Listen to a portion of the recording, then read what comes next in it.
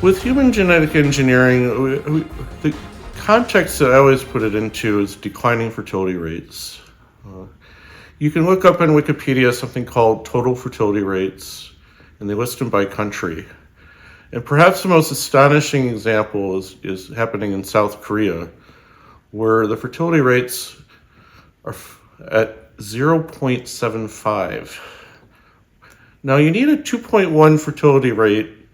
That means each woman is expected to produce 2.1 children to replace your population.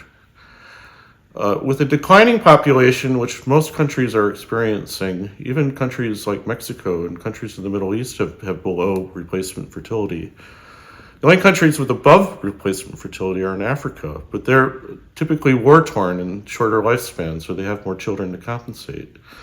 So if that's where the world is going, I think the population tops off at around 9 billion, and then that's it. It starts shrinking. The world population makes it to 9 and then starts shrinking. If that's the way we all want to go, if people just don't want babies, or less people want babies, or people want fewer babies, we have to prepare for a future where, well, if I'm going to have a baby and I can pay extra to have a designer baby, I'm going to do that. And if some company in the Bahamas or the Caribbean saying, look, we can edit all the genetic diseases out, you can make your child beautiful, smart, motivated, happy. I don't know what the price tag that will be. I don't know. Will the company that does that offer free children or do a needs-based thing? Probably. I think like any technology, if you've seen the movie Wall Street, he's got the big heavy mobile phone, and now every poor person in India has a mobile phone. So I think that this sort of technology will come down in price. I think the initial buyers of designer babies will be rich people, certainly. And then whoever creates the designer babies will find some economies of scale. They'll scale production. They'll get better at it. Just like, internet keeps getting faster each year. The online services keep getting, developing new features that we all share and enjoy. And I think the same sort of,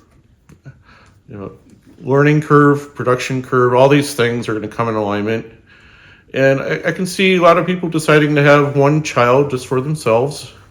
Right now, men can have children without wives or moms. They can pay a surrogate and be a single dad.